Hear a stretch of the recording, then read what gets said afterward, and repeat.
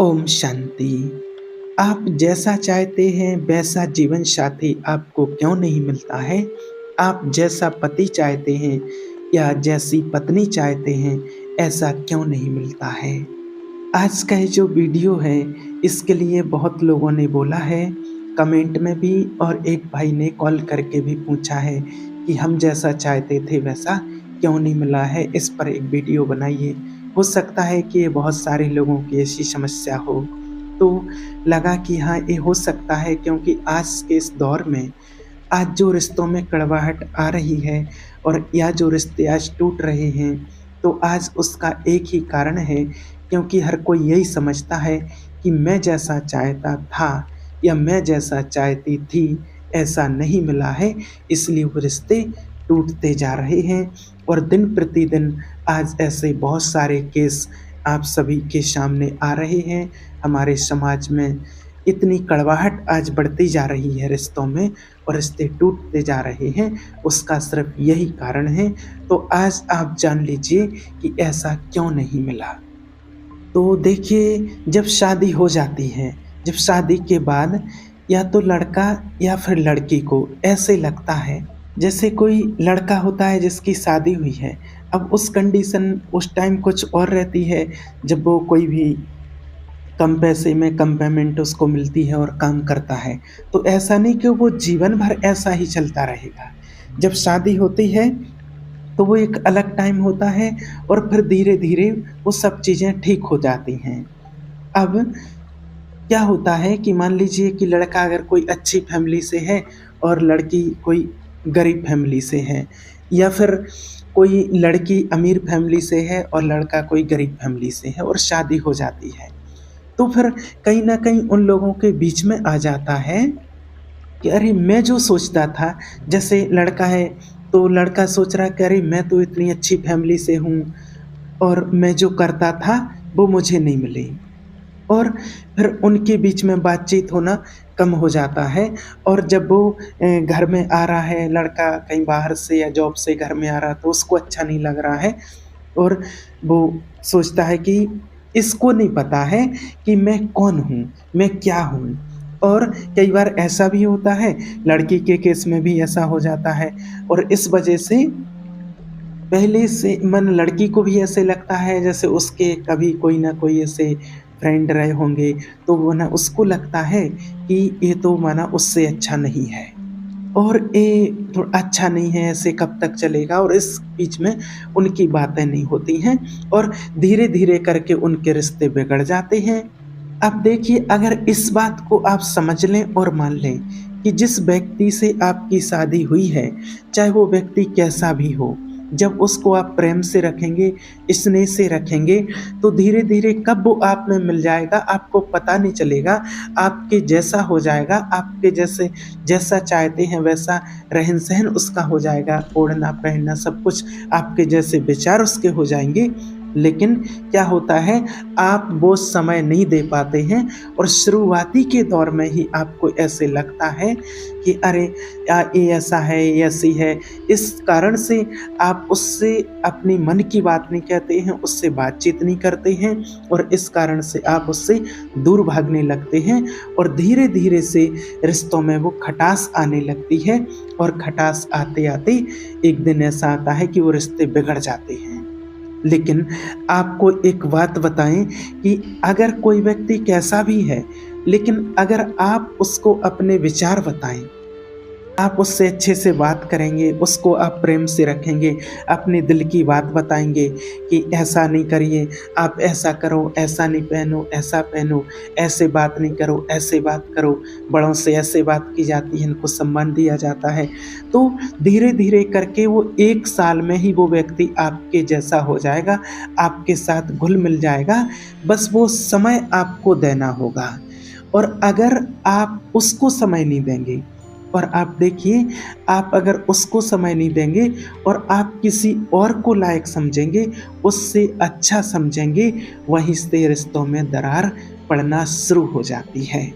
आप सोचेंगे कि मैं तो ये चाहता था, ऐसा चाहता था, ऐसी चाहती थी, और मुझे ये मिला है। और अगर आप ऐसा करते रहेंगे, उनसे बातचीत करते रहेंगे तो आपका परिवार टूटने में ज़्यादा समय नहीं लगेगा। और दूसरी बात ये, आप इस चीज़ को बहुत अच्छे से समझ लो, बहुत अच्छे से इस चीज़ की गाँठ बाँध लो कि आपको जो भी मिला है, ये आपको जो भी मिलता है वो आपके ही प्रारब्ध से मिलता है और आपके ही कर्मों के द्वारा मिलता है। और आप अभी ये मत समझिए कि मैं तो बहुत एजुकेटेड हूँ, बहुत पढ़ा लिखा हूँ, बहुत अमीर हूँ, बहुत पैसा कमा रहा हूँ, तो उस हिसाब से मुझे मिलना चाहिए था। अब वो मिलना चाहिए था वो अलग होता है और आपको जो मिल रहा है वो वही मिलना था। आप इस बात को स्वीकार कीजिए, समझ लीजिए।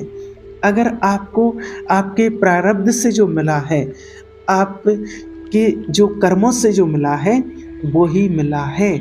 आप प्रारब्ध जो कर्म क्या होते हैं, देखिए आपको जो आपके माता-पिता, बच्चे, पत्नी, भाई, बहन जो परिवार मिलता है, ये सब कुछ जो मिला हुआ है, ये परिवार के जो सदस्य हैं, ये आपके कर्मों के द्वारा ही मिले हुए हैं। जैसे आपने जिन आत्माओं के साथ कर्म का जो हिसाब-किताब बनाया होगा, उनके ही साथ आपको मिलना होगा। ये निर्धारित होता है। अब माता-पिता क्या आपने डिसाइड किया कि नहीं ये माता है, ये पिता है, ये मिलना चाहिए, नहीं। वो बाद में पता चलता है कि ये मम्मी-पापा आपने कह दिया ओके। तो क्या वो खराब हैं? नहीं, बढ़िया हैं। भाई-बहन आपने डिसाइड नहीं किए हैं, वो ही सब बढ़िया हैं, किसी को नहीं कहा कि ये खराब हैं।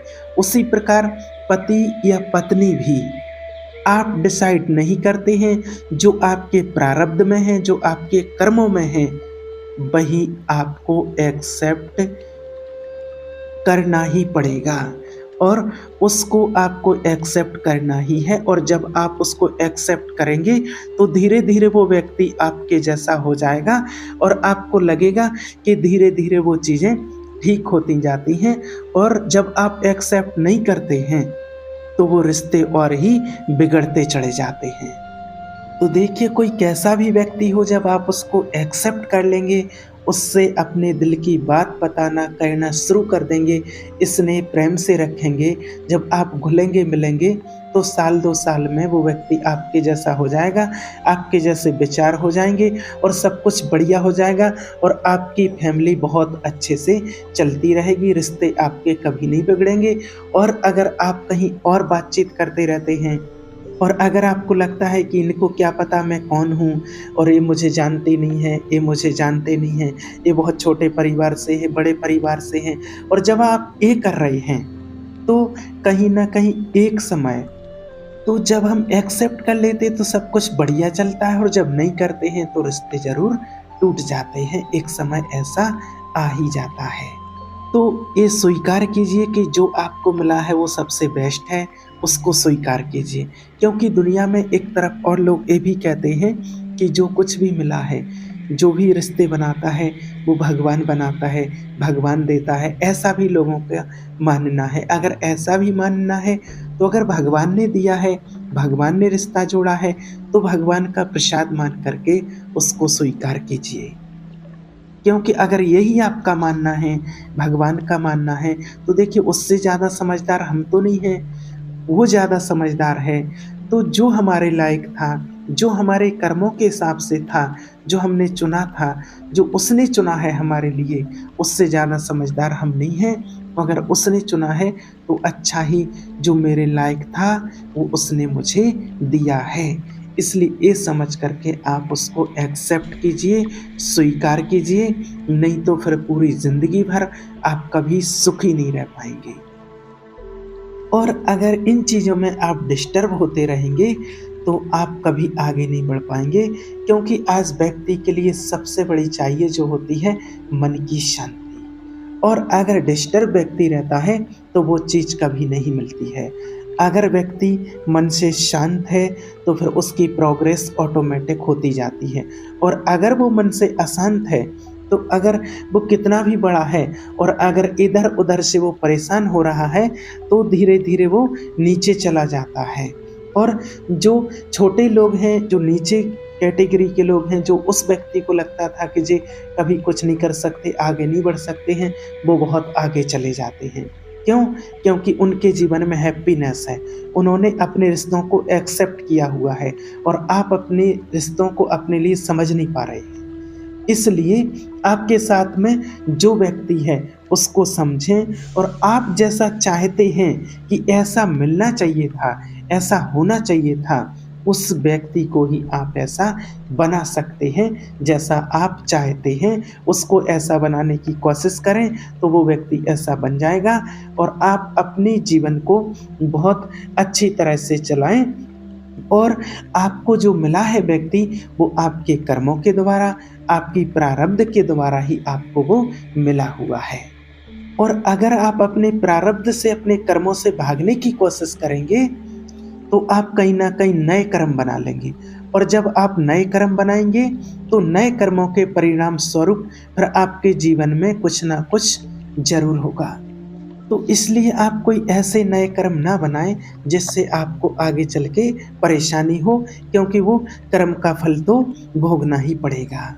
तो ऐसा ना हो कि जो हमें जीवन साथी मिला है उसको हम असंतुष्ट रखें और कहीं और हम बातचीत करके अपने मन को बहलाते रहें। ऐसा करने से ही रिश्तों में सबसे पहले दरार पड़ती है, ये आप बहुत अच्छी तरह से जानते हैं। इसलिए कर्मों की गति को परमात्मा ने बहुत अच्छे से हम बच्चों को बताया है। इसलिए जो भी हमें मिला है उनको अपना मानकर, दिल से अपना और सच्चा मान करके और उनके ही साथ अपना जीवन बिताएँ, तो आपकी फैमिली बहुत अच्छे से चलेगी और उसमें कभी लड़ाई झगड़े नहीं होंगे। और अब तो हमें परमात्मा का ज्ञान स्पष्ट मिल चुका है। हम सभी आत्माएँ अपने-अपने कर्मों के अनुसार ही एक-दूसरे से मिलते हैं। शिव बाबा ने स्पष्ट करके बताया है, वो भी आत्मा, मैं भी आत्मा और अब हमें कोई ऐसे नया कार्मिक अकाउंट नहीं बनाना है, जो आगे चल के दुखों का सामना करना पड़े। ओम शांति।